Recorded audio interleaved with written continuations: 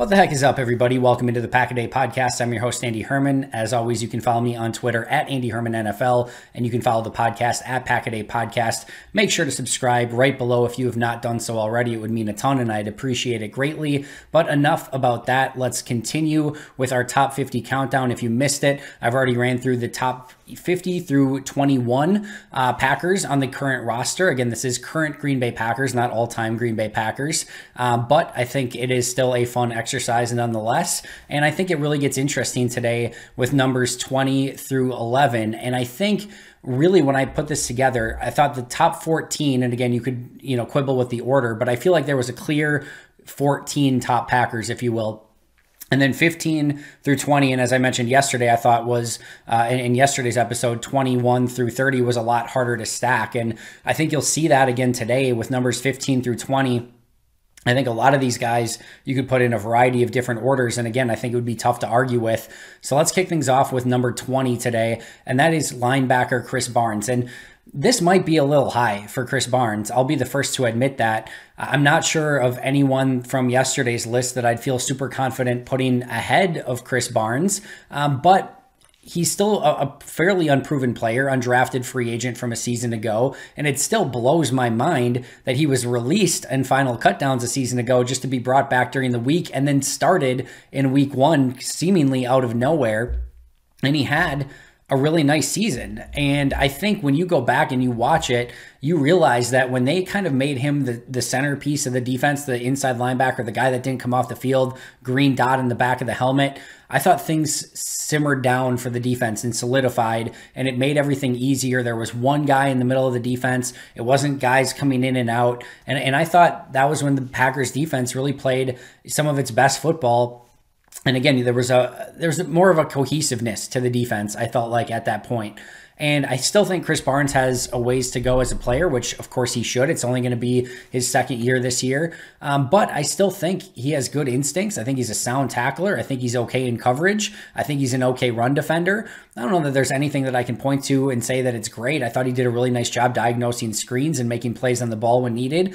I'm not sure, again, that I can say that there's anything great about Krys Barnes' game, but I think he's a really solid football player. And I think if he can take a year or two jump and even expand upon what he was able to do last season, I'm fairly bullish on Krys Barnes's full-time, or long-term future. So we'll see. This is going to be, I think, an important season for Krys Barnes to see if he can kind of, Mike McCarthy stack success here and go back-to-back seasons and kind of, again, grow from what he put on tape a season ago. But I really liked him at inside linebacker. Again, I thought he solidified the defense, and I think he's going to get another opportunity to be that guy in the middle of the field, but he's going to have to, hold people off. Ty Summers, Devondre Campbell, Kamal Martin, those guys are all going to be coming for his spot and certainly doing everything in their power to earn that number one linebacker spot.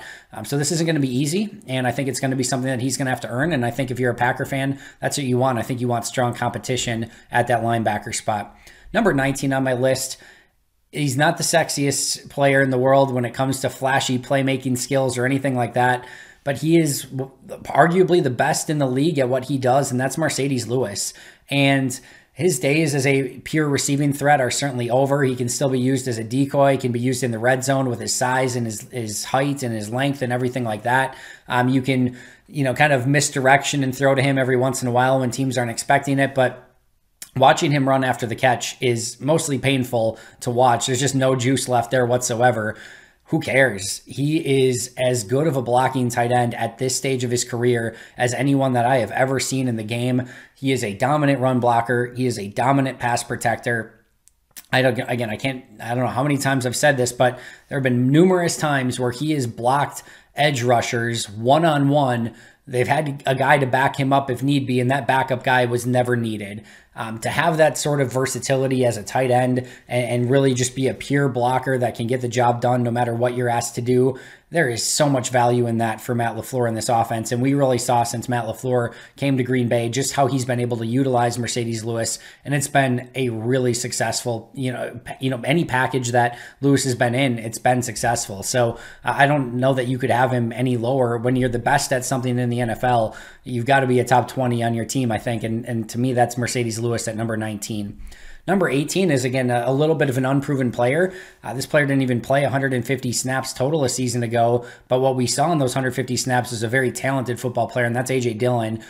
Listen, there's zero doubt in my mind that Dillon's going to be a really good running back in this league. I think he's going to come up behind Aaron Jones. Of course, last year in these next 2 seasons, not going to be asked to be the guy, not going to have a ton of, carries on his body. And then he'll go into his 4th year, his contract year, probably being the guy as Aaron Jones either is gone if they release him after that what amounts to basically a 2-year deal, or if Jones restructures, you probably hit a period where Jones becomes the secondary guy to A.J. Dillon being the guy at that stage of both of their careers. But either way, in year 4 for Dillon, he's not going to have a ton of wear and tear on his body. And I think after coming from Boston College, where he saw all those 8 and 9 man boxes and did get some wear and tear, I think this is the perfect thing. And I think what we're going to see is, as the season progresses and down the road and in those 4th quarters, you're going to have an A.J. Dillon with a lot of effort and a lot of meat left on those bones, and again, not worn into the ground. And I think that's going to be a nightmare for opposing defenses. He is built like an absolute, I don't even know, semi, I guess is probably the best way to put it. And I'm so excited to see what he's going to be able to do on the field. He's got better hands than I think anyone anticipated. And I just think that this is an ultra talented player that's going to get an opportunity to shine as soon as this season. May not ultimately be like get a ton of touches because of Aaron Jones, but I think he's still going to find ways to help this offense and be successful on his own. Number 17 on my list is a little bit more of one of those glue guys I mentioned about a week ago, and that's Allen Lazard. I just think Allen Lazard can do a little bit of everything, from blocking to being the possession guy over the middle of the field, blocking for the wide receiver screens, and even being a big play guy when they needed him against the Saints last year when Davante Adams was out, and really kind of being the number 1 wide receiver in that game. Lazard continues to get better. You can tell he wants it. You can tell he continues to grow. For those Bucs fans out there, there's a little Chris Middleton to his game. And I think Middleton's obviously a much better basketball player than Lazard is as a football player. But Lazard's like Middleton, just those guys that kind of go unnoticed, and they slowly and surely just get better year after year after year. And hopefully if Lazard follows a similar path, like this would be an even better year. And hopefully he can, grow into a really good football player and wide receiver, even better than he already is.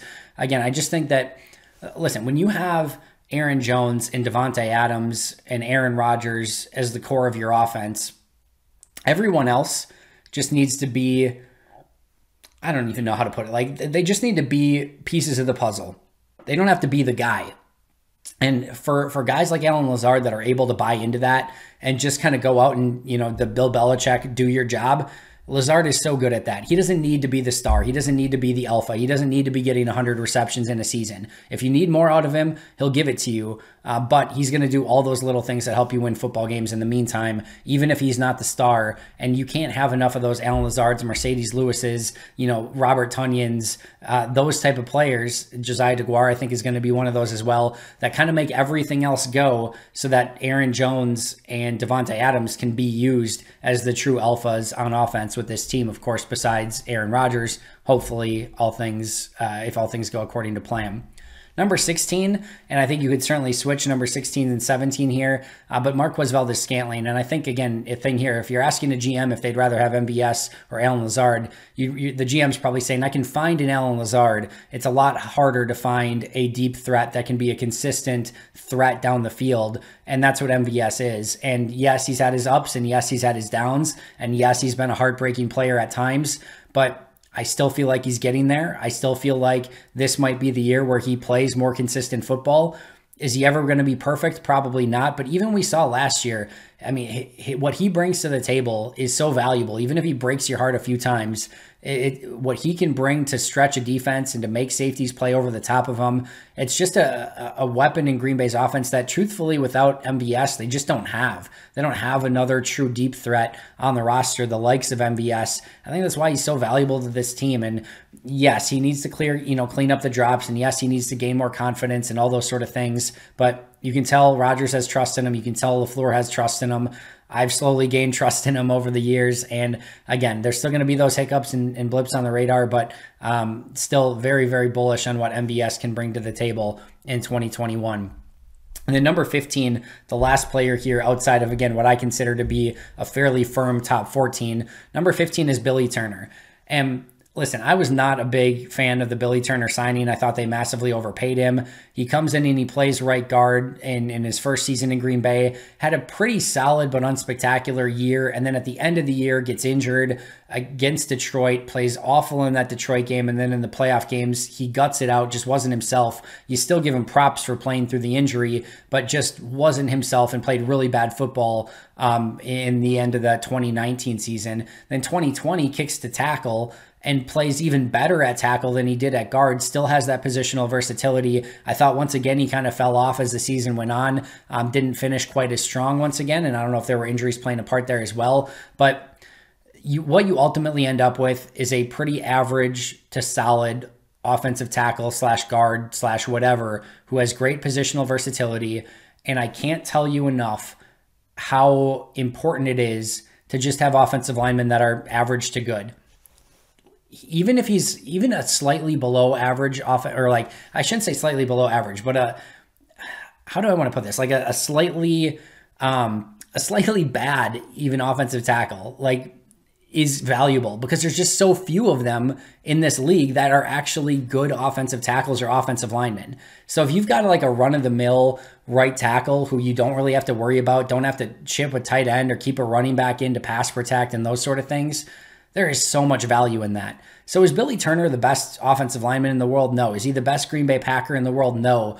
But because offensive linemen are so hard to find, and especially versatile ones like Billy Turner, their value goes up exponentially. And that's where I feel like Billy Turner is. There's some flaws in his game. He's going to get beat from time to time. You know, there's a couple plays here or there that are just complete head scratchers. But at the same token, he's a good football player and well above your normal offensive tackle or offensive lineman on an average offensive line. Listen, 5 offensive starters on 32 teams, 160 starting offensive linemen in this league. And if you've got a guy that's in the top 80, like, that's really good. And I think Billy Turner's flirting with right around that area. So he has a ton of value, and especially with his versatility. And I think he's deserving of number 15 on this list. Number 14 is Preston Smith. If we're going just based off of last year, I think you could probably bump Preston Smith maybe even down a little bit. But I think if you look at his career as a whole and his 2 years as a whole as a Green Bay Packer, I think you still have to feel pretty happy with what you got out of 2 years of Preston Smith so far. Now, to be fair, about the first 10 weeks of Preston Smith in Green Bay were great. The end of 2019 and 2020 as a whole were not great at all. We all know the contract set up for Preston Smith. They gave him a ton of incentives. We also know that Preston Smith has basically been good every other year of his career if you go and look at the numbers. So hopefully this is the year, like 2019, that he's on. He's got every financial incentive in the world, not only in, you know, the numbers in his contract with Green Bay, but if he plays well, he's going to be in line for a massive new contract next year with either Green Bay or more likely some other team. So this is a really big season for Preston Smith. I don't know that we'll get to quite the 2019 that he had, but I think you're going to see a closer version to the 2019 Preston Smith, hopefully, than what we saw in 2020. Number 13 is Robert Tonyan. And I think with Tonyan, there's the question of, was this manufactured offense for a solid but unspectacular tight end, or was this things that Tonyan was doing on his own? And I think, again, the truth is somewhere in the middle. I think it was a little bit of both. I think there were plays where Tonyan did a lot of great stuff and just the ball didn't come his way. I think there were other times where maybe Tonyan was a benefactor of Matt LaFleur's offense and kind of scheming people open, especially at that tight end position. Either way, I think Tonyan continues to get better. Was a player that stood out to me in mini camps about 3 years ago, and is continued to get better every day since. I think the most impressive part is, this is a quarterback turned wide receiver turned tight end. You always wondered if he was going to be able to figure it out as a blocker. He's never going to be a great blocker, but the fact that he was mostly an okay blocker this past season was a huge step in the right direction. And I think the big thing, and I mentioned this 2 years ago with Tonyan, I felt like there was a time where he was trying to figure out his ideal size, because I felt like coming in, he was this skinnier, smaller, receiving style tight end.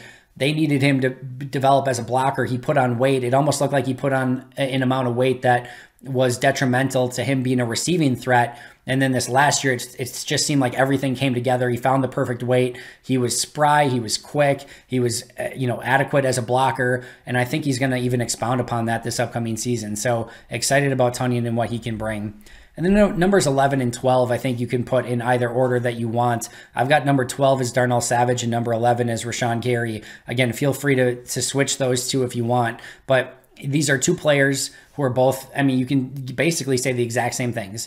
Ultra talented, signs of real growth in year 2, so close to pulling through to being, close to star level players. And we're all hoping that that's going to be the case in year 3. Because the difference on this defense between Rashawn Gary and Darnell Savage both becoming star level Pro Bowl caliber players and just being solid to good football players is a really huge difference. And if you get those next steps and those next jumps from Gary and Savage and they both become great football players, man, does that defense become really, really special, in my opinion. So a lot is kind of hinging on just how well those two can develop and how well those two can play this upcoming season. But I thought we saw great progress this past year. I think we're going to continue to see progress, and I'm very hopeful that both of those players are going to continue to improve and both have the ability to be great as soon as this upcoming season. Rashawn Gary, again, learning as a pass rusher, continues to get better. We saw him use more power than speed this past year, which was a necessary move for him to kind of reach his potential. Darnell Savage, we started to see him playing much more instinctual football, which is a necessary move for him to become hopefully a Pro Bowl caliber player. They're headed in the right direction. Now, year 3, now is the time where it needs to come to fruition. And I think this is going to be such a big season for both of those two players. That's going to do it for me today. Just to recap, 20 Chris Barnes, 19 Mercedes Lewis, 18 AJ Dillon, 17 Allen Lazard, 16 MVS, 15 Billy Turner, 14 Preston Smith, followed by 13 Robert Tonyan, 12 Darnell Savage, and 11 Rashawn Gary. I'll be right back here tomorrow with the top 10. You won't want to miss that. So make sure to check that out. Make sure to check out Andrew and Kyle on today's audio version of the podcast. But until next time, and as always, go Pack Go.